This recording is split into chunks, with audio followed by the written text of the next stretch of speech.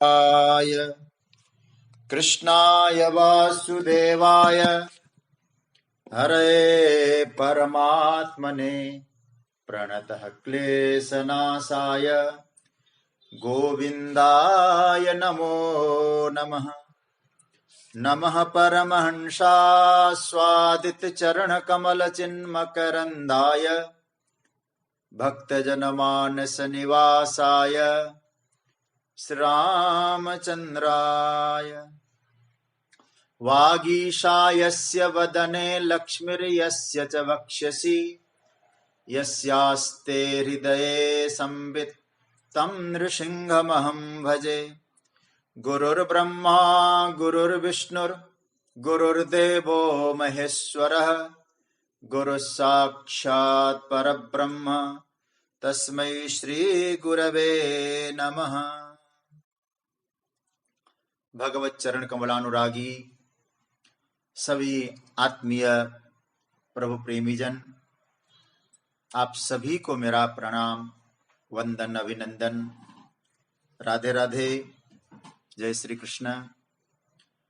भगवान की मंगलमयी कृपा से हम सभी स्वाध्याय परिवार के माध्यम से भगवत चिंतन का दिव्य अवसर प्राप्त कर रहे हैं। प्रभु की मंगलमयी कृपा से श्रीमद् भगवद गीता पर चिंतन चल रहा है और उसमें जो 7वां अध्याय है, जिसको ज्ञान विज्ञान योग कहा गया, उस पर हम लोग चिंतन कर रहे हैं। और बड़ा महत्वपूर्ण यह अध्याय भी है गीता का।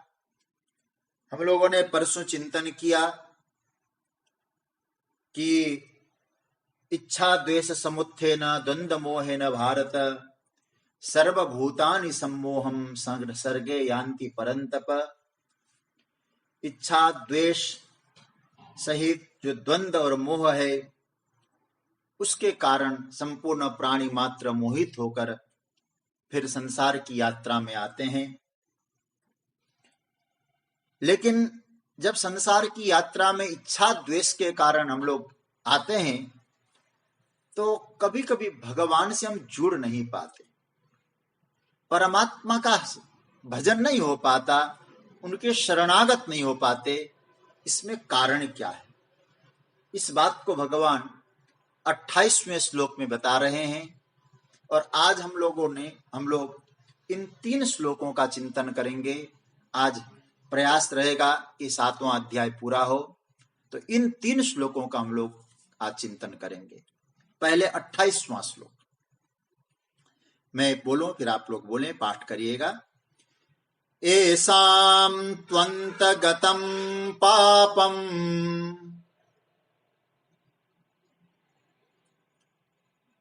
जनानां पुण्यकर्मणां ते द्वन्द्व मोह निर्मुक्ता भजन्ते मां दृढ़व्रताः। द्वंद्व और मोह से जो छूटे ऐसे कौन है जो मनुष्य आपका भजन करते हैं? इसका उत्तर भगवान इस श्लोक में दे रहे हैं। क्योंकि पहले श्लोक में आया द्वंद्व मोह से युक्त मेरा भजन नहीं कर पाते, और द्वंद्व मोह से छूटने वाले भक्त कौन है, ये भगवान कह रहे हैं। तू मतलब परंतु, उस श्लोक से कनेक्शन है इसका। परंतु अर्जुन पुण्य कर्मणाम एसाम जनानाम पापम अंतगतम ते द्वंद्व मोह निर्मुक्ता दृढ़व्रता माम भजन्ते। तू मतलब परंतु पुण्य कर्मणाम एसाम जनानाम, पुण्य कर्म करने वाले जिन लोगों का पापम अंतगतम, पाप क्षीण हो गया, ते द्वंद्व मोह निर्मुक्ता, वे द्वंद्व और मोह से रहित हुए जो साधक है, मनुष्य है, दृढ़व्रता माम भजन्ते, दृढ़ व्रती होकर मेरा भजन करते हैं, मेरी भक्ति करते हैं, मुझे उपलब्ध होते हैं। इसका अर्थ है कि परंतु जिन पुण्य कर्मी पुरुषों का पाप नष्ट हो गया, वे द्वंद्व मोह से मुक्त होकर दृढ़ व्रती मुझे भजते हैं। अब दो चार बातें हमें यहां समझने जैसी बात है। भगवान यहां पुण्य कर्म करने वालों के पाप नष्ट हो गए, जिनके पाप नष्ट हो गए, और कर्म सिद्धांत पर हम लोग पहले चिंतन कर चुके हैं कि कर्म के सिद्धांत में माइनस नहीं होता है, जोड़ होता है। तो जितना पुण्य करेंगे उतना हमको फल मिलेगा, और जितना पाप होगा उसका भी फल मिलेगा। और कर्म की जब चर्चा हम लोगों ने की, उस समय बात आई थी कि पुण्य का बैलेंस अलग है, पाप का बैलेंस अलग है। पुण्य हमने यदि 10 किए और पाप यदि हमारे 9 है तो 1 पुण्य हमको मिलेगा, ऐसी बात नहीं थी। वह आप लोगों ने कर्म सिद्धांत की चर्चा में कही, तो क्या होगा, 10 पुण्य भी मिलेंगे, 9 पाप भी भोगना पड़ेगा। लेकिन यह ये जो सूत्र है भक्ति सिद्धांत में, भगवान क्या कह रहे हैं, ऐसे पुण्य कर्म करने वाले जिनके पाप नष्ट हो गए। अच्छा, थोड़ा सा हम लोग और चिंतन की यात्रा को और गंभीरता से लें। पुण्य हम लोगों ने बहुत साधारण रूप से समझा, और हम लोगों की परिभाषा में क्या है पुण्य, भगवान के सामने फूल चढ़ाओ पुण्य, कहीं आप लोग गाड़ी में जा रहे, सामने मंदिर दिखाई दे, दोनों हाथ जोड़ो पुण्य। आप जरा सोचिए। और कहते हैं उनको प्रणाम नहीं किया तो पाप, राम राम नहीं किया तो पाप। हम लोगों ने यही तो पाप और पुण्य का अर्थ किया। ऐसा करने से पाप, ऐसा न करने से पुण्य, ऐसा करने से पुण्य, ऐसा न करने से पाप, किसी को प्रणाम, ऐसा साधारण परिभाषा है। ऐसे शास्त्रों में बहुत सारी पापों की परिभाषा बताई है, लेकिन इस श्लोक पर जो महापुरुषों ने चिंतन किया है उसके आधार पे मैं आपको ले जाना चाह रहा हूं। देखिए,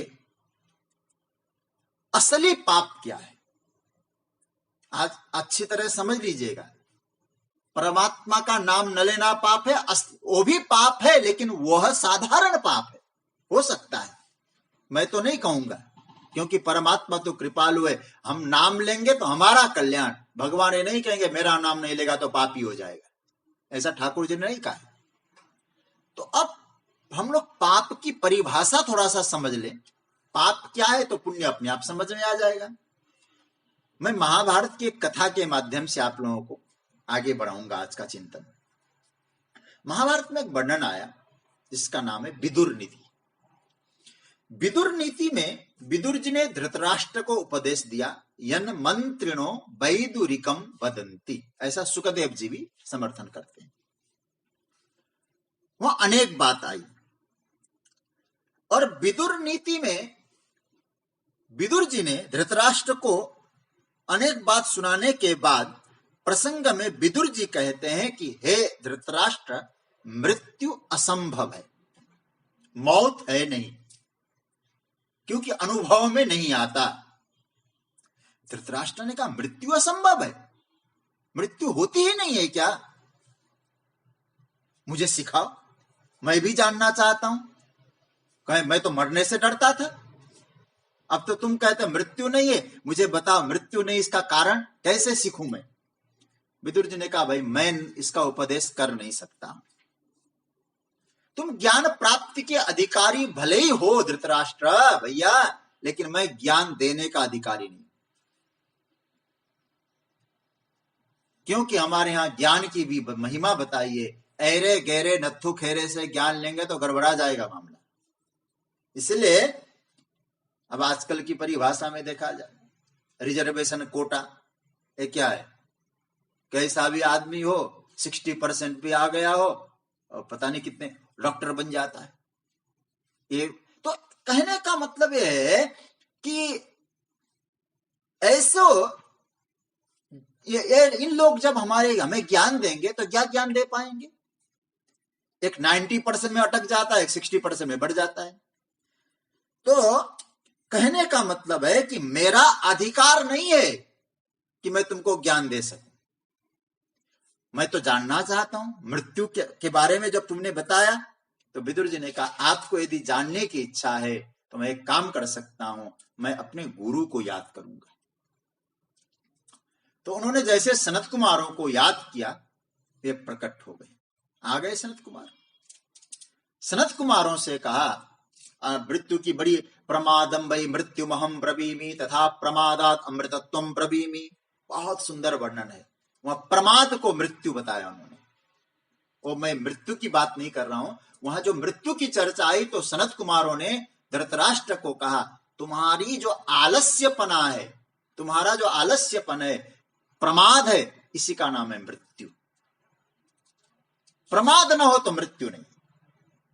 लेकिन जो कहा पाप की परिभाषा, वहां सनत कुमार जो बात कह रहे हैं, जो मूल बात आपको ले जा रहा हूं, पाप क्या है, तब उन्होंने बहुत अच्छा एक श्लोक गाया है, बहुत बढ़िया परिभाषा। अन्यथा संतम आत्मानम अन्यथा प्रतिपद्यते किम तेन न कृतम पापम चोरेणात्मपहारिण। इसका अर्थ है क्या है? इसका अर्थ है हम वास्तव में कौन है? शुद्ध सच्चिदानंद स्वरूप है, शुद्ध चिन्मय स्वरूप है हमारा।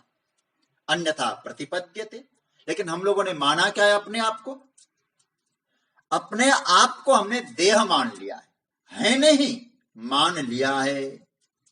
और अपने आप को जीव मान रखा है, देह मान रखा है। किम ते न कृतम पापम, ये क्या कोई छोटा मोटा पाप है? सनत कुमार कहते हैं कि सबसे बड़ा पाप क्या है?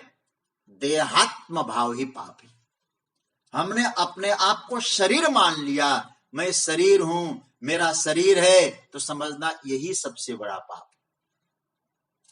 तो हमारे गीता के जो आचार्य है ना, कहते पाप का निवृत्त क्या होना? देहात्म भाव से ऊपर उठना। सज्जनों, यदि हम लोग योग कर रहे हैं, साधना कर रहे हैं, उसका उद्देश्य यदि आपका देह भाव से ऊपर उठना है तो आपकी साधना सफल है। हम लोग कर्म कर रहे हैं, कर्म में भी कर्म योग तब बनेगा, कर्म करते करते देहात्म भाव से ऊपर उठी। उपासना कर रहे हैं तो आपकी उपासना भी देहात्म भाव से ऊपर उठने की हो। और ज्ञान का तात्पर्य भी, यदि स्वरूप को पहचानना नहीं है तो हमारा ज्ञान केवल पांडित्य रहेगा, एक बोझा बन के रहेगा, केवल जानकारियां बन के रहेगी। इसलिए बड़ा सुंदर सूत्र दिया है कि मूल तत्व, मुझे तो जगत गुरु शंकराचार्य की भाषा, आप लोग बुरा न माने, वो तो भक्ति की परिभाषा भी बड़ी विचित्र देते हैं। जगत गुरु शंकराचार्य के मत के अनुसार भक्ति किसको कहते हैं?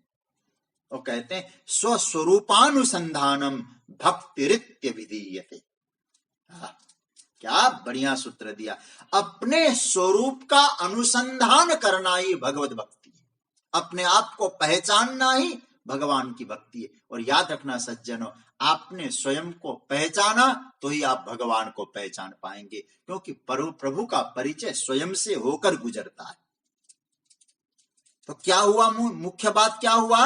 इस प्रकार पाप की निवृत्ति अर्थात देहाध्यास से ऊपर उठा।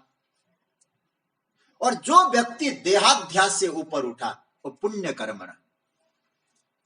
पाप और पुण्य की परिभाषा अब समझ लीजिएगा। पाप का मतलब क्या है? देह को मैं और देह को मेरा मानना, ये पाप है।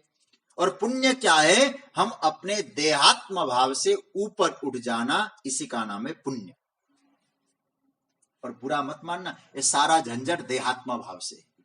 देह को अपना माना, देह के संबंधियों को अपना माना। बृहदारण्यक उपनिषद में आया है, आप गहन सुषुप्ति में सो गए, गहरी सुषुप्ति में सो गए। अच्छा सोचिए, आप उस समय देहात्म भाव में है कि देह का भाव है कि नहीं? आपको देह कहाँ है मालूम ही नहीं। तो क्या कहते हैं ऋषि वहां? कहते हैं तत्र माता अमाता भवति, तत्र पिता अपिता भवति। अब जरा सोचिए, आप गहरी नींद में खो गए, सुसुप्ति में भले हो सुसुप्ति अज्ञान अंधकार हो, लेकिन आप जरा सोचिए, सुसुप्ति की अवस्था में जब देहात्म भाव नहीं रहता है तो सारा पलटन कहां खो गया, कहां कौन है आपका फिर वहां। तो सज्जनों, कहने का तात्पर्य है जन्म मरण तो देहाध्यास के कारण है, झंझट देहाध्यास के कारण है। इसलिए भगवान क्या कहते हैं, एसाम त्वंतगतम पापम, जिसका देहाध्यास देहात्म भाव का अंत हो गया वही पुण्य कर्मा है। एसाम त्वंतगतम पापम जनानाम पुण्य कर्मणाम। ये मोह, ये द्वंद्व जब तक देहात्म भाव है तब तक है। असली चिंतन यहां से प्रारंभ होता है, द्वंद्व और मोह की निवृत्ति। और सज्जनों, द्वंद्व और मोह की निवृत्ति हो जाए, वास्तव में वही अध्यात्म है, आप सच्चिदानंद है। मैं एक और उदाहरण से आपको समझाऊं और अच्छी तरह समझ में आ जाएगा। देखो, एक व्यक्ति वो कहता है मैं पति हूं, कोई पत्नी है, कभी पिता है, कभी पुत्र है। अब जरा सोचिए, व्यक्ति पति के रूप में अभिव्यक्त हो रहा है, वो पति नहीं, पति के रूप में अभिव्यक्ति उसकी। कोई महिला है, पत्नी के रूप में अभिव्यक्ति हो रही है, पिता के रूप में, माता के रूप में वो अभिव्यक्ति हो रही है उसकी। अच्छा, पिता, पुत्र, पति, पत्नी, ये व्यक्ति है कि अभिव्यक्ति है? आप अपने आप से पूछिएगा।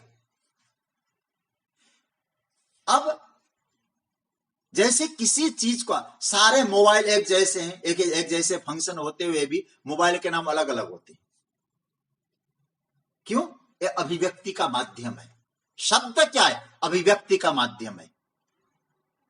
आप जरा सोचना इस बात को। हमारा जो भी, जैसे हम पंडित क्या है? अभिव्यक्ति। पति अभिव्यक्ति, पत्नी अभिव्यक्ति। तो आदमी की पत्नी के माध्यम से अभिव्यक्त होना, पति के माध्यम से अभिव्यक्त होना, पुत्र के माध्यम से अभिव्यक्त हो रहा है। तो पुत्र के माध्यम से अभिव्यक्त हो रहा है वह आदमी, तो क्या अभिव्यक्त हुआ? पिता। पत्नी है, उसके माध्यम से अभिव्यक्त हो रहा है पति। माता है उसके सामने, उस मां के माध्यम से अभिव्यक्त हो रहा है पुत्र। आप जरा, आपका वो पोता है, पोता के माध्यम से अभिव्यक्त हो रहा है दादू, दादा। अब एक आदमी अभिव्यक्ति है कि व्यक्ति है? आप अपने आप से चिंतन करते जाना है, गीता का यह चिंतन है। अच्छा, धनी आपको अभिव्यक्त है, अभिव्यक्ति है, और किसके माध्यम से हो रहा है? धन के माध्यम से। धन के माध्यम से आप धनी हो गए, तो आप धनी है, किसी के माध्यम से अभिव्यक्त हो रहे। तो अब ये तो आपने को समझ में आ गया होगा। एक होता है व्यक्ति, एक होता है अभिव्यक्ति। आप है व्यक्ति, लेकिन अभिव्यक्ति अनेक रूपों में होते हैं। आप अब देखिए, आप कौन है? देही। देही देह के रूप में अभिव्यक्त हो गया। तो देही जब देह के माध्यम से अभिव्यक्त हुआ, उस माध्यम को ही अपना स्वरूप समझना, यह है पाप। और हम लोगों ने गलती यही कर रखा है। हम हैं कौन? लेकिन अभिव्यक्ति को ही अपना स्वरूप मान लिया, विशेषण को ही अपना मान लिया। इसलिए मैं उस दिन भी चर्चा कर चुका हूं, आप निर्विशेष सत्ता है, निर्विशेष ज्ञान है, निर्विशेष आनंद है। अच्छा सोचिए, एक प्रकाश है, लाइट है, बल्ब के माध्यम से अभिव्यक्त हो रहा है। अच्छा आपसे पूछूं, क्या ये बल्ब बिजली है? नहीं है। अब कोई कहे बल्ब बिजली, बल्ब में बिजली है, तो मैं एक काम करता हूं, मैंने बल्ब को फोड़ दिया। अब बल्ब जैसे ही फूटा और कहे मैंने बिजली को खत्म कर दिया, तो आप क्या कहेंगे उसको? भैया तुमने बल्ब को फोड़ा होगा, बिजली को नहीं फोड़ा, बिजली तो ऑलरेडी है। बल्ब के माध्यम से हो, बल्ब नहीं रहा तो भी बिजली है, बिजली को खत्म नहीं किया आपने। ये देह के माध्यम से देही अभिव्यक्त हो रहा है, लेकिन हम लोगों ने अपने आप को देह मान लिया, यही सबसे बड़ा पाप है, क्योंकि देह नष्ट हो जाएगा तो देही मरने वाला नहीं है, देही नित्य है। उस नित्य की अनुभूति ही पुण्य है और अनित्य के साथ संबंध जोड़ना ही पाप है। इसलिए भगवान कहते हैं एसाम त्वंतगतम पापम जनानाम पुण्य कर्मणा। यदि इस प्रकार की जो अभिव्यक्ति का जो भाव है, उस अभिव्यक्ति को आपने हटाया और अपने आप को समझ लिया कि भाई ये तो कुछ नहीं है, पत्नी चली गई तो मैं पति कहां रहा, फिर मेरे माता पिता ने पुत्र कहां रहा, मेरे पुत्र साथ में नहीं है तो पिता कहां रहा। लेकिन आप तो हैं, ये सारे अभिव्यक्ति के माध्यम चले जा सकते हैं। आप हैं तो आप अपने आप को भूलकर इन अभिव्यक्तियों को ही अपना परिचय मान लो, यही सबसे बड़ा पाप है। इसलिए भगवान कहते पुण्य क्या है, उन अभिव्यक्तियों को हटा के अपने आप को समझ लेना, यही पुण्य है।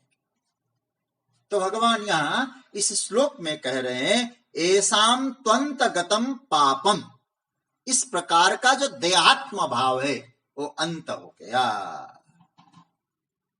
फिर क्या होगा, जिस दिन अंत हो जाएगा पुण्य कर्मणा, पुण्य कर्मी आप हैं। फिर पुण्य कर्मी का मतलब आप पुण्य प्राप्त करने वाले, क्योंकि आप बिल्कुल शुद्ध सच्चिदानंद स्वरूप अनुभूति करने वाले। तो जब ये हट जाएगा, देहात्म भाव हट जाएगा ना, तो ये द्वंद्व मोह निर्मुक्ता, वो व्यक्ति द्वंद्व और मोह से मुक्त हो गया। देखो ये द्वंद्व तब तक ही है सज्जनों, जब तक हमने अपने आप को शरीर समझ रखा है, तब तक ही द्वंद्व है। आप भक्ति की यात्रा में है तो आप संसार को भी अपने आप को मत मान के आप अपने आप को परमात्मा का माने। आप वेदांत की यात्रा में, ज्ञान की यात्रा में तो देहाध्यास से ऊपर उठे। जब ऊपर उठेंगे तो आप कौन होंगे, दृढ़व्रती होंगे। यह बहुत बढ़िया सूत्र है। ते द्वंद्व मोह निर्मुक्ता दृढ़व्रता माम भजन्ते। भगवान कहते हैं दृढ़व्रता माम भजन्ते, ते दृढ़व्रता माम भजन्ते, वे दृढ़व्रती मुझे भजते, मेरा भजन करते हैं। दृढ़व्रती के विषय में जगतगुरु शंकराचार्य का भाष्य मुझे बहुत प्रिय है। हालांकि मुझे बहुत अच्छा लगता है, थोड़ा कठिन है शंकराचार्य का भाष्य, लेकिन गुरुजनों की कृपा से उसको मैंने पढ़ा है, इसीलिए प्राय उसी का उदाहरण देने का मन होता है। जगतगुरु शंकराचार्य दृढ़व्रती शब्द का अर्थ, दृढ़व्रता शब्द का अर्थ करते हैं। देखिए एवमेव परमार्थ तत्वम नान्यथा इत्येवं सर्व परित्याग बलेन त्यागव्रतेन निश्चित विज्ञान दृढ़व्रता उच्यन्ते। भाष्यकार कहते हैं परमार्थ तत्व जिसे भगवान या ब्रह्म कहा जाता है, वह यही है, यही है वो परम तत्व, अन्यथा नहीं हो सकता, दूसरा हो नहीं सकता। इस प्रकार से जिसको निश्चित ज्ञान हो, परमात्मा तत्व के विषय में कोई संदेह न हो, ऐसा निसंदिग्ध जिन्होंने परम तत्व को पहचान लिया है, वही दृढ़व्रती है। संदेह रहित होकर भगवान को पहचानना। और हम लोगों को क्या है, हमारे जीवन में संशय बना ही रहता है कि नहीं, परमात्मा मिलेंगे या नहीं, ये संदेह। इसलिए अर्जुन भी तो इसी संदेह में था, महाराज समझ में नहीं आता। भगवान कहते दृढ़व्रती बनो, मतलब संशय से रहित हो जाओ। जब तक दृढ़व्रती नहीं होंगे तब तक भगवान का भजन नहीं हो पाएगा। इसलिए भगवान यहां बड़ा सुंदर सूत्र देते हैं, माम भजन्ते, दृढ़व्रता माम भजन्ते। जो दृढ़व्रती होगा वही मेरा भजन करेगा। देखो भाई, हमारे आचार्यों ने बहुत अच्छा किया है, यहां सूत्र दिया है दृढ़व्रती कैसे बने, भजन कैसा हो। एक 3 सूत्र समझना, परमात्मा, जीव और जगत, जगदीश, जीव और जगत। देखिए, ये जो जीव है ना, इस जीव ने जब परमात्मा की ओर मोड़ लिया अपने आप को, परमात्मा का और सन्मुख हो गया, तो वो है दृढ़व्रता। और यही जीव संसार को अपना माना, शरीर को अपना माना, तो समझना पाप कर्मा। तो हमें दृढ़व्रता बनना, केवल भगवान के सन्मुख हो जाओ और कुछ नहीं करना है। इसलिए भगवान राम भी क्या कहते, सन्मुख होई जीव मोहि जबहि, जन्म कोटि अघ नासहि तबहि। एक बार उनके सन्मुख हो जाओ बस, तो आप दृढ़व्रती हो गए, भगवान का भजन हो गया। परमात्मा को अपने साथ पाना, भगवान के सन्मुख होना, यही भजन का तात्पर्य है। हम भगवान के सन्मुख है, भगवान से कभी विमुख नहीं बनेंगे। नित्य निरंतर हम परमात्मा के साथ थे, हैं, रहेंगे, ऐसा भाव दृढ़ करो तो भजन अपने आप हो जाएगा। आपको बताऊं तब क्या होगा, भजन करना नहीं पड़ेगा, भजन स्वतः हो जाएगा। तो स्वतः हो जाए तो भजन, इससे श्रेष्ठतम उपाय और क्या हो सकता है सज्जनों। इसलिए भगवान यहां सूत्र देते हैं, ये जो अवस्था है, इस अवस्था को समझ लो, तुम देहाध्यास से ऊपर उठो, देह में आत्मबुद्धि त्यागो, तब आप पुण्यकर्मी हैं। और पुण्यकर्मी होकर यदि आप दृढ़व्रत होकर, पर द्वंद्व मोहट से मुक्त होकर दृढ़व्रती हो जाएंगे, तो भगवान का भजन हो जाएगा। तो दृढ़व्रती बनने के लिए देहाध्यास से ऊपर उठकर आपको द्वंद्व और मोह से मुक्त होना है। अब आइए 29वां श्लोक, इस पर थोड़ा चिंतन करेंगे। 29वें श्लोक में भगवान ने 2-3 बातें कही। मैं एक बात और कहूं, जब श्री कृष्ण की गीता की विशेषता है, आप लोगों ने गीता इतने दिनों से अध्ययन किया है, पहले अध्याय से लेके आज हम लोग 7वां अध्याय विराम देने को जा रहे हैं। आप लोगों ने गौर किया होगा, अनुभव किया होगा, विचार किया होगा। दूसरा अध्याय प्रारंभ होने से पहले वाले अध्याय में दूसरा अध्याय का संकेत भगवान पहले दे देते हैं, आगे क्या होने वाला है। आप लोगों ने, मैंने इसका चिंतन भी किया और आप लोगों को बताया भी। तो 8वें अध्याय का जो वर्णन करने से पहले 7वें अध्याय में, उस 8वें अध्याय में वर्णन होने वाले विषय को भगवान बता देते हैं। मैं आगे एक विषय पर चिंतन करूंगा, एक विषय आएगा, इसलिए आप सावधान होकर पहले इन विषयों को उससे जोड़ना पड़ेगा, इन सब्जेक्ट को। अब जरा ध्यान देना। इसलिए 29 और 30 इन 2 श्लोकों में 8वें अध्याय में आने वाले विषयों को भगवान ने स्थापित कर दिया है। देखिए, और एक बात मैं कहूं, एक तरह से देखा जाए, कुछ आचार्यों का तो मत है कि 28वें श्लोक में गीता के 7वां अध्याय पूरा हो जाता है। लेकिन 29 और 30 क्या है, बोले 8वें अध्याय की भूमिका है, ऐसा आचार्यों का भी मत है। क्योंकि देखो, भगवान ने 7वां अध्याय के प्रारंभ में क्या कहा था, प्रभु ने कहा था वहां मय्यासक्त मना पार्थ, और वहां जाके भजन्ते माम दृढ़व्रता।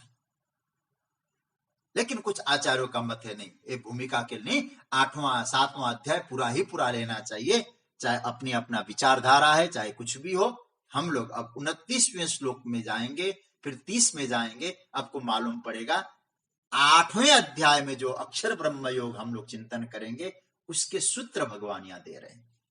29वां श्लोक, जरा मरण मोक्षाय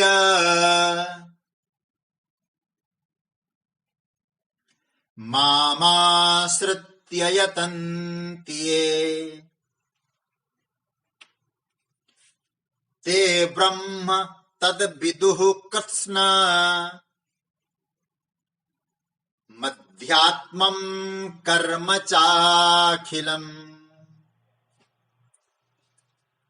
प्रभु कह रहे हैं, ए माम आश्रित्य जरा मरण मोक्षाय यतन्ति ते तद ब्रह्म कृत्स्नम अध्यात्मम च अखिलम कर्म विदु। ए माम आश्रित्य, जो मेरा आश्रय लेकर जरा मरण मोक्षाय यतन्ति। जरा मतलब बुढ़ापा, मरण मतलब मृत्यु, बुढ़ापा और मृत्यु से मुक्त होने के लिए जो प्रयत्न करते हैं, ते तद ब्रह्म, वे उस अपरोक्ष ब्रह्म को, कृत्स्नम अध्यात्मम, सारे अध्यात्म को, अखिलम कर्म विदुहु, संपूर्ण कर्म को वो जानते हैं। इसका अर्थ क्या हुआ? जो मेरा आश्रय लेकर जरा और मरण और बुढ़ापे से मुक्त होने के लिए प्रयत्न करते हैं, उस ब्रह्म को और सारे अध्यात्म को, संपूर्ण कर्म को वे जानते हैं। ये तीन बातें इस श्लोक में, तीन शब्द नहीं आए और 3 शब्द 30वें श्लोक में आएंगे। इसमें 3 क्या क्या है? ब्रह्म, अध्यात्म और कर्म। और फिर 30 में 3 आएंगे, उसकी चर्चा करेंगे। और 8वां अध्याय इन्हीं प्रश्नों से फिर प्रारंभ हो जाएगा। तो आइए थोड़ा सा हम लोग चिंतन करें। परमात्मा का आश्रय लेकर जो प्रयत्न करते हैं, माम आश्रित्य यतन्ति। यत्न तो सब करते हैं, प्रयत्न सब करते हैं, लेकिन सबसे श्रेष्ठतम यत्न क्या है? प्रयत्न जो हमें उत्थान की ओर ले जाए।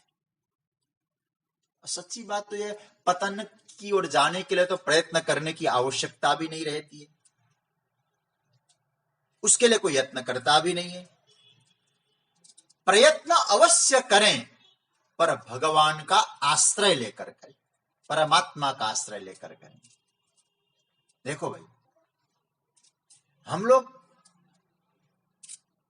जब यत्न करते हैं, प्रयत्न करते हैं, आश्रय कैसा लेते हैं? और याद रखना, परमात्मा का आश्रय लेकर प्रयत्न होगा तो सफल हो जाएगा। कई लोग आजकल उदाहरण देते हैं, महाराज वृंदावन जाते हैं, वहां जाते हैं, हमें कहा ठाकुर जी के दर्शन है, गंदगी दिखाई देती है। आप जरा सोचिएगा सज्जनों, क्योंकि हम तीर्थ यात्रा पिकनिक की तरह जा रहे, भगवत आश्रय को लेकर यदि जाते तो तीर्थों में गोविंद का साक्षात्कार हो सकता था। क्योंकि परमात्मा के आश्रय के बिना जो प्रयत्न है वो सफल होने में संदेह है। फिर भगवान हमारा उत्तरदायित्व तो कैसे लेंगे, जो आश्रय ही भगवान का नहीं है? तो एक राजा का आश्रय लिया है एक सैनिक ने, और सैनिक युद्ध करने गया है।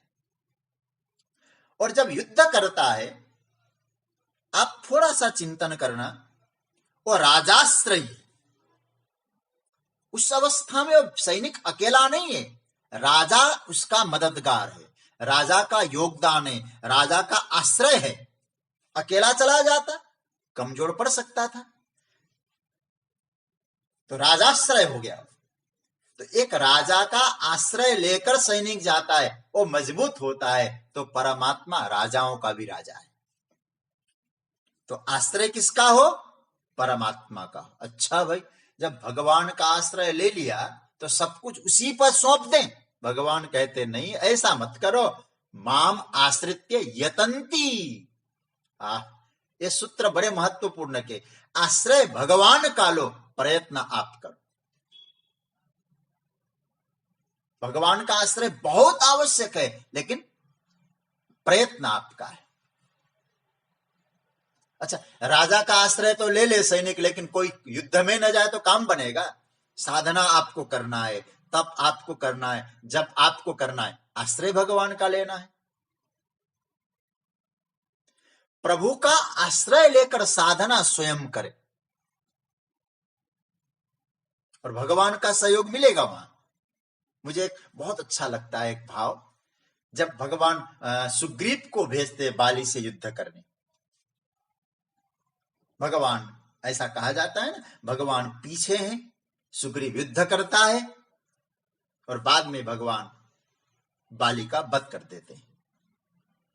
अच्छा भगवान, आप बलि बधी कर देते तो सुग्रीव को इतना कितना गदा खाया उसने, महाराज फिर वापस भगवान के पास, मुझे मार देगा, ये मेरा काल है, इतना परेशान हुआ, इतना व्यथित हुआ, इतना व्याकुल हुआ। आप पहले मार देते। आप तो इच्छा मात्र से सब कुछ कर सकते हैं। भ्रिकुटी विलास सृष्टि लय होई, तो फिर आपने क्यों नहीं किया ऐसा? भगवान यही कहना चाहते हैं। देखो, एक और महत्वपूर्ण बात आपको बता दूं, विनय पत्रिका में गोस्वामी जी ने बाली को प्रारब्ध कहा है, सुग्रीव को जीव कहा है। आप लोगों को समझने में कठिनाई नहीं होनी चाहिए। प्रारब्ध है बाली, जीव है सुग्रीव, परमात्मा है पीछे। तो भगवान क्या कहना चाहते हैं? जीवात्मा को प्रारब्ध से लड़ना पड़ता है, लेकिन यदि मेरा आश्रय लिया है तो मैं प्रारब्ध को मिटा सकता हूं, लेकिन लड़ना तो तुमको ही पड़ेगा। यदि मेरा आश्रय लेकर तुम प्रयत्न करोगे तो तुम्हारा प्रारब्ध निवृत्त हो सकता है, और मेरा आश्रय लिए बिना प्रारब्ध से लड़ते रहोगे तो प्रारब्ध के बोझ तले दब जाओगे, परिस्थितियों के बोझ तले दब जाओगे। तो हरि आश्रय आवश्यक है। और मैं एक और बात कह दूं, परमात्मा का आश्रय कब मिला सुग्रीव को? जब हनुमान का आश्रय मिला। हनुमान कौन है? गुरु है। जय जय जय हनुमान गोसाई, कृपा करो गुरुदेव की नाई। हनुमान जी है गुरु। तो जीवात्मा को गुरु का आश्रय मिले और गुरु के प्रति पूर्ण निष्ठा हो, और गुरु के आश्रय से जब परमात्मा का आश्रय मिल जाता है तो उसके जीवन का प्रारब्ध और जीवात्मा लड़ने लग जाए, प्रयत्न करे, गुरु और परमात्मा साथ साथ हों, तो निश्चित रूप से वो प्रारब्ध को जीत सकता है, अन्यथा सबको प्रारब्ध भोगना पड़ेगा। तो सज्जनों, माम आश्रित्य यतन्ति, मेरा आश्रय लेकर प्रयत्न करो। अच्छा भाई, आपने कहा प्रयत्न करो, किसके लिए प्रयत्न करें? लॉटरी खोलने के लिए प्रयत्न करें, हमेशा बने रहें इसके लिए प्रयत्न करें? एक बहुत बढ़िया सूत्र दिया है, जरा मरण मोक्षाय। अब ये सूत्र समझ लेंगे तो आप भी कहेंगे क्या कह रहे भगवान? जरा मतलब बुढ़ापा, मरण मतलब मृत्यु, इन दोनों से मुक्ति के लिए। अब एक बात तो आपको, आज तक कोई मौत से मुक्त हुआ? कोई बुढ़ापे से मुक्त हुआ? बुढ़ापे से भले ही मुक्त हो जाए, बुढ़ापा आए नहीं, उसके पहले ही चला जाए, बात और है, लेकिन मौत तो आती। चाहे पापी हो, चाहे पुण्यात्मा हो, चाहे सुखी हो, चाहे दुखी हो, चाहे धनी हो, चाहे गरीब हो, मौत आनी है सबकी। तो भगवान यहां ऐसा क्यों कह रहे हैं? जरा देखो, जरा शब्द को समझना। यहां जरा मतलब जिसके बाल पक गए, चेहरे पे झुर्रियां पड़ गई, वो बुढ़ापा नहीं है। मनु जी महाराज बहुत बढ़िया बात कहते हैं, न तेन वृद्धो भवति एनास्य पलितो सिरः। बाल सफेद होने से कोई बूढ़ा नहीं होता है। जिसके जीवन में उत्साह नहीं है, उत्साहहीन हो गया है व्यक्ति, वही वृद्ध है। जिसको अपना जीवन बोझ लगने लगा है, वो वृद्ध है। भीतर से भाव का, आनंद का, जो आनंद की स्थिति उसको ढक गया है, वो वृद्ध है। और जिसमें भाव है, जिसमें दिव्य उत्साह है, याद रखना वो सदा युवा है। इसलिए जो साधना उत्साह पूर्वक करें वो युवा है, वो मृत्यु से मुक्त हो सकता है, जरावस्था से मुक्त हो सकता है। यह तभी संभव है जब हम भगवत शरणागत होकर साधना करते हैं। अति ध्यान देना, जरा और मरण भगवान का बन गए तो मृत्यु तो समाप्त हो ही गया। परीक्षित एक बहुत बढ़िया सूत्र देते हैं, और सुखदेव जी ने जो पूरा भागवत का उपदेश दे दिया, और भागवत का उपदेश देकर सुखदेव जी अंतिम उपदेश क्या देते हैं? मैं स्मरण करना करूंगा। अभी सामने आदरणीय श्री पांडे जी विराजे हैं, जो मैं 7वें दिन की कथा को नहीं कर पाया था श्रीमद् भागवत में। आपने जो उस दिन समझाया और मृत्यु का जो कॉन्सेप्ट लेकर आपने भागवत को अंतिम दिन का जो 7वें दिन की कथा पूरी की, उसमें आपने इस श्लोक को भी याद किया था। परीक्षित, इस बात को याद करना, राजन तम तु मरिष्येति पशु बुद्धि मीमाम जय। मरूंगा ये पशुओं की बुद्धि है। तो गुरुदेव कौन है? मृत्यु से मुक्त नहीं, मृत्यु के भय से मुक्त है। मृत्यु हो मुक्षीय मामृतात्, हम मृत्यु से मुक्त हो, अमृत से नहीं। इसलिए पूरी कथा सुनने के बाद परीक्षित भी तो यही जवाब देते हैं, महाराज भगवान तक्षकादिभ्यो मृत्युभ्यो न बिभेम्य। मैं तक्षक आदि के मौत से, मृत्यु का मुझे डर है ही नहीं। तो यहां भगवान कहते मृत्यु जरा मरण मोक्षाय, मृत्यु से मुक्त। क्यों? भगवान मानो एक मृत्यु नाम की कोई चीज नहीं। आप लोग गीता सुन ही रहे हैं, मैं तो कई बार दूसरे अध्याय में विस्तार से कर ही चुका हूं। मृत्यु नाम की चीज नहीं है, बुढ़ापे नाम की भी कोई चीज नहीं। अब मैं स्मरण में तो बहुत कुछ आ रही है मेरे मस्तिष्क में बातें। जब पुरंजन उपाख्यान का प्रसंग आता है श्रीमद् भागवत में, वहां भी जरा नाम की कन्या पुरंजन के ऊपर कब आक्रमण कर देती, पुरंजन को पता नहीं चलता है। भागवत में ऐसा आया है, कब जरा ने मेरे ऊपर हमला किया। तो हमारे इसका खुलासा करते हैं नारद जी, जरा क्या है? बुढ़ापा। पुरंजन कौन है? जीवात्मा, जीव। तो जीव को ये नहीं मालूम पड़ता कब मेरे ऊपर बुढ़ापे ने आक्रमण किया। आपको मालूम है आपका जन्मदिन कब है? किसने बताया? मालूम है। आपने मैट्रिक कब किया? आपको मालूम है। आपके जीवन में बुढ़ापा कब चालू हुआ? मालूम ही नहीं। आप फलाना डेट नहीं बोल सकते हम। हमारे शरीर के परिवर्तन का हमको अनुभव नहीं है। हमारे जीवन में कब, जब बाल्यावस्था से जवानी आ गई, जवानी से बुढ़ापा आ गया, किसी को नहीं मालूम। इसका मतलब हमारे अनुभव में नहीं है। बुढ़ापा भी नहीं है। बुढ़ापे का मतलब समझ लेना, बुढ़ापा का मतलब होता है परिवर्तन। जरा मरण मोक्षाय, ये परिवर्तन और मृत्यु।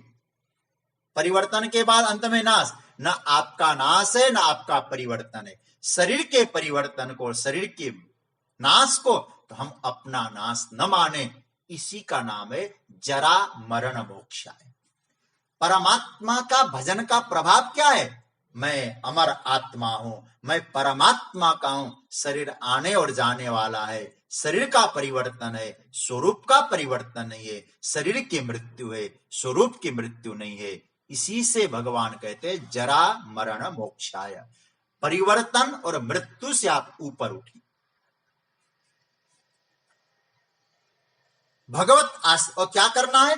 भगवत आश्रय से यात्रा करो, यत्न करो। उसके लिए परमात्मा का आश्रय लें और फिर आप यत्न करें। अच्छा, इसकी फलश्रुति क्या है? मतलब क्या करने से? यदि हम लोगों ने भगवान का आश्रय लेकर जरा और मरण की मोक्ष के लिए, जरा के लिए मतलब परिवर्तन और मृत्यु नाश, ये दोनों मुझ में नहीं है, इस भाव की स्थापित करने के लिए यदि आपने यत्न किया। किस लिए सब तपस्या की? बोले इस अनुभव के लिए कि मुझ में कोई परिवर्तन नहीं है, जरा नहीं है, मुझ में कोई मृत्यु नहीं है। इन दोनों से मुक्ति का मतलब अपने स्वरूप की स्थिति को जानने के लिए आपने प्रयत्न किया। तो क्या हुआ? इसकी फलश्रुति समझ लीजिए। भगवान कहते ते तद विदु, ते ब्रह्म तद विदु। ऐसे पुरुष 3 चीजों को जान लेता है। किस चीज को जानेगा? कहते हैं ब्रह्म को, संपूर्ण अध्यात्म को और संपूर्ण कर्म को जान लेता है। 3 बातें हो गई, ब्रह्म, कर्म, अध्यात्म। तो संपूर्ण कर्म भी वही है, संपूर्ण अध्यात्म भी वही है। संपूर्ण ब्रह्म का जो स्वरूप है वो है। तो इस प्रकार से वो तीनों को जानता है। इसलिए मैं इस तीनों के विषय में ज्यादा व्याख्या करूंगा ही नहीं। ब्रह्म के बारे में आप जान गए, अध्यात्म के बारे में क्या है, भीतर जो है हमारा स्वरूप, उसका चिंतन, और कर्म तो आप जानते हैं। इसीलिए मैं नहीं कहूंगा इसको, क्योंकि 8वां अध्याय यहीं से चालू होगा फिर। तो इसका अर्थ ये हुआ, जो जरा और मरण की मुक्ति के लिए, परिवर्तन और नाश न हो इसका अनुभव प्राप्त करने के लिए जो भगवान का आश्रय लेकर परमात्मा का भजन का करता है, तप करता है, वो इस अवस्था से मुक्त होकर ब्रह्म को, कर्म को और अध्यात्म को, ब्रह्म को, संपूर्ण अध्यात्म को और संपूर्ण कर्म को वो जान जाता है। ये भाव कहे। अब उसके बाद अंतिम श्लोक, 7वां अध्याय अंतिम श्लोक, इसका पाठ करें। साधिभूताधिदैवं मां साधियज्ञं च ये विदुः प्रयाण कालेऽपि च मां ते विदुर्युक्तचेतसः। यहां और 3 बातें ठाकुर जी ने कह दी। ये साधिभूतादि दैवम च साधियज्ञम माम विदु ते युक्त चेतस प्रयाण काले अपि माम च विदु। देखो 2 बार विदु विदु शब्द का प्रयोग किया। यहाँ 29वें श्लोक में 1 बार विदु शब्द आया और यहाँ 2 बार विदु, जानते हैं, जानते हैं, ऐसा। देखो, ये साधिभूत आदि दैव, जो अधिभूत और अधिदैव, इन दोनों के साथ, मतलब अधिभूत सहित अधिदैव सहित, जो साधियज्ञम च माम विदु, साधियज्ञम माम विदु, और अधियज्ञ सहित मुझे जान लेते हैं। अब ये 3 शब्द और आज जोड़ लेना है। क्या क्या बताया? अधिभूत, अधिदैव और अधियज्ञ। उसमें 3 आए थे 29 में, और इसमें 3 आ गए, ब्रह्म, अध्यात्म, कर्म। और यहां क्या आ गए? अधिभूत, अधिदैव, अधियज्ञ। भगवान कहते जो मुझे अधिभूत, अधिदैव और अधियज्ञ सहित मुझे जो जान लेते हैं, ते वे, जितने लोगों ने जाना, वे सब युक्त चेतसः, मुझसे जुड़े हुए चित्त होकर, मतलब युक्त चेता होकर, प्रयाण काले अपि, प्रयाण काल मतलब अंत काल में, माम च विदु, मुझे ही जानते हैं। इनको जान गया जो, वो मुझे ही जान गया। जो मनुष्य अधिभूत, अधिदैव और अधियज्ञ सहित मुझे जानता है, वे मुक्त चेता मनुष्य, युक्त चेता, जो युक्त हो गए परमात्मा से, युक्त चेता मनुष्य अंत काल में भी मुझे ही जानते हैं। अब देखिए, गीता का प्रारंभ हुआ था 7वां अध्याय का मदाश्रया से, और यहां आया युक्त चेता। बड़ा सुंदर लगेगा। परमात्मा कहते हैं मेरे आश्रय में मैया आसक्त बना पार्थ, मेरे मुझ में आसक्ति, और यहां युक्त चेता, अपने चित्त को परमात्मा से जोड़ने वाला साधक। मेरा अब मन नहीं है, मेरा अब चित्त नहीं है, मेरा मन, मेरा चित्त सब तुझ में ही है। पहले श्लोक में 3 बातें, ब्रह्म, अध्यात्म और कर्म, और इसमें 3 बातें, अधिभूत, अधिदैव और अध्यात्म। और कितने हो गए? ये कितने हो गए? मतलब 6 बातें हो गई। इन 6 बातों को आप पकड़ के रखना। मैं इतना ही कहूंगा, इसको उपसंहार की ओर ले जा रहा हूं।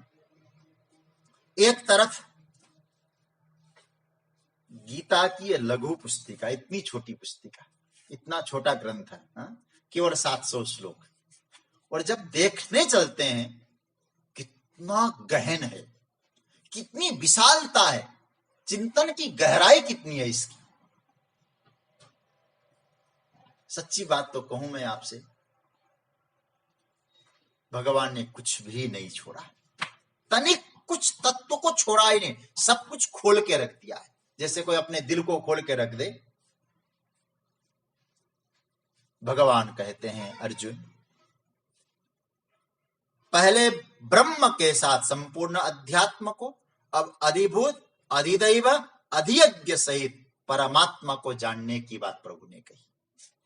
यहां अधिभूत थोड़ा मैं केवल समझने के लिए कह रहा हूं, क्योंकि इसकी चर्चा भगवान 8वें अध्याय में करेंगे, इसलिए मैं व्याख्या नहीं करूंगा इसकी। क्योंकि अर्जुन ने प्रश्न भी यहीं से पूछा है, किम तद ब्रह्म किम अध्यात्म किम कर्म पुरुषो किम अधिभूतम च किम प्रोक्तम अधिदैवम किमुच्यते अधियज्ञ कथम कोत्र देहस्मिन् मधु। यहीं से कथा प्रारंभ, चर्चा प्रारंभ होती है गीता की। तो कहते हैं अधिभूत क्या है, अधिदैव क्या है, अधियज्ञ क्या है। अधिभूत ये जो संपूर्ण संसार है ना, ये जो प्रकृति है, ये संसार है, भौतिक का शरीर, बहुत भौतिक संसार, ये सब हम लोग कहेंगे अधिभूत। इसको ये समझ लेना, परमात्मा के संयोग के कारण ये अधिभूत प्रकट हुआ। इस तरह से अधिभूत को जानना। अधिभूत सहित मुझे जानता है, अधिभूत को कैसे जानना? ये जो संसार दिखाई दे रहा है, परमात्मा के संयोग से ये संसार प्रकट हुआ है। दूसरा, अधिदैव क्या है? अधिदैव मतलब हिरण्यगर्भ ब्रह्मा। इसका मतलब है ये सारा संसार ब्रह्मा जी ने रचना की। ब्रह्मा जी सृष्टि करता है, लेकिन ब्रह्मा जी ने रचना कैसे की? परमात्मा की चेतना को प्राप्त करके ब्रह्मा जी ने रचना की। अब देखिए, अब इसमें क्या जुड़ा? तो परमात्मा के संयोग से जगत बना, ब्रह्मा जी ने परमात्मा की चेतना से जगत बनाया। अधियज्ञ मतलब परमात्मा ही सबके ऊपर विराजमान है। ये तीन बातें याद रखें तो क्या होगा? तो संपूर्ण अध्यात्म कर्म अधिभूत अधिदैव अधियज्ञ सब कुछ उन्हीं से है, उन्हीं में है, उन्हीं का है। ऐसा जानना, ऐसा मानना, इसका फल क्या मिलेगा आपको? अभी भले ही न मिलता हो, भगवान कहते हैं इसका चिंतन करते रहो। और सबसे बड़ी बात है ना, अंते या मति सागति, अंत में अच्छी बुद्धि चाहिए तो क्या करना पड़ेगा? अभी से अच्छा चिंतन बनाना होगा कि नहीं? भगवान कहते हैं प्रयाण काले चंपिमा, अंतिम समय में वो मुझे ही जान जाएंगे। फिर क्या बोले? जो दिखाई दे रहा है परमात्मा ही तो है। मतलब मेरे जीवन में मृत्यु आ रही है, ये कौन है? बोले परमात्मा के बिना तो जगत है नहीं। ये मृत्यु में भी मेरे परमात्मा है। जो भी है दिखाई दे रहा है, मेरा परमात्मा ही तो है मौत में भी। एक महात्मा जी कहा करते थे, एक बहुत सुंदर भाव, महाराज जी मैं बहुत रोगी हो गया, क्या करूं? बोले देख, भगवान के अनंत रूप है ना, अनेक रूप रूपाय विष्णवे प्रभ विष्णवे। ये भगवान तुम्हारे जीवन में रोग रूप से आए, तो अब क्या करूं मैं? बोले देखो, जैसे भगवान वैसी पूजा की सामग्री। तो रोग रूप से आने वाले भगवान को औषधि रूप सामग्री से पूजा करो। ये अधिभूत अधिदैव अधियज्ञ हो गया काम। तो परमात्मा को जो रूप में आप देखें, उस रूप के मूल में परमात्मा को देखो, तो अधियज्ञ अधिभूत अधिदैव सिद्ध हो जाएगा। तो भगवान प्रयाण काले, और प्रयाण काले तब होगा जब आज से ही अच्छा चिंतन करेंगे। तो भगवान कहते विदुहु, जानो तुम इधर जान जाओगे, जगत को के मूल में तुम मुझे जान जाओगे, तो अंत समय में मुझे ही जान जाओगे। क्योंकि हर उसमें तो मैं ही हूं, जिधर देखता हूं उधर तू ही तू है, ये अनुभव में आ जाएगा। इसलिए प्रयाण काले चमाम, प्रयाण काले पिचमाम ते विदुर्युक्त चेतस। जब प्रयाण काल आएगा, जब हमको जाना होगा उस परमात्मा के धाम में, अपना घर जाना होगा, तो क्या होगा? भगवान कहते फिर मुझे जान जाओगे, और मुझे जान जाओगे फिर तुम्हें इधर उधर जाने की जरूरत नहीं। हमारे बाप का घर है, इधर उधर कहां जाएं, किस धर्मशाला में ठहरे, अपने बाप के घर में जाएंगे, बाप हमारा स्वागत करेगा। लेकिन बाप को जानना है तो बाप के संसार को भी जानो। हम है मेरे परमात्मा, हम इधर उधर नहीं, तेरे हैं, तेरी शरण में आएंगे। इसलिए बड़ा सुंदर सूत्र दिया है, ते विदुर युक्त चेतस। ये तब हो पाएगा युक्त चेता बनो। चारों ओर से परमात्मा से जुड़ जाएंगे तो आप युक्त चेता हो जाओगे, अयुक्त चेता नहीं। और जब परमात्मा से युक्त हो गए तो आप भगवान के भक्त हो गए, परमात्मा से अलग हो गए, भगवान के विभक्त हो गए। आपको भक्त बनना है, परमात्मा से जुड़ना है। जो कुछ है अधियज्ञ, अधिभूत, अधिदैव के रूप में परमात्मा का हम लोग दर्शन करेंगे, और दर्शन करके फिर हम लोग अंतिम समय में फिर परमात्मा से युक्त होकर परमात्मा को जान जाएंगे। अंतिम बात कह दूं, परमात्मा को जानने का सूत्र बताया, भगवान से युक्त हो जाओ, भगवान को जान जाओ। जो परमात्मा के से युक्त होगा वही भगवान को जान जाएगा। ये भगवान कहना चाहते हैं। ये अलौकिक आश्वासन हमको भगवान दे रहे हैं। इस अलौकिक आश्वासन के साथ इस 7वें अध्याय को भगवान विराम दे रहे हैं। मैया सक्त मना पार्थ से भगवान ने प्रारंभ किया, और सब कुछ प्रकृति आदि की चर्चा करते हुए अंतिम समय में परमात्मा का स्मरण हो तो जीवन कृतार्थ हो जाए, इस बात के साथ इस 7वें अध्याय को भगवान विराम दे रहे हैं। ओम तत्सदिति श्रीमद्भगवद गीता सुपनिषत्सु ब्रह्म विद्यायाम योग शास्त्रे श्री कृष्णार्जुन संवादे ज्ञान विज्ञान योगो नाम सप्तमोऽध्यायः। ओम कृष्णार्पणमस्तु। कृष्णाय वासुदेवाय हरये परमात्मने प्रणतक्लेशनाशाय गोविन्दाय नमो नमः। ओम शांति शांति शांति।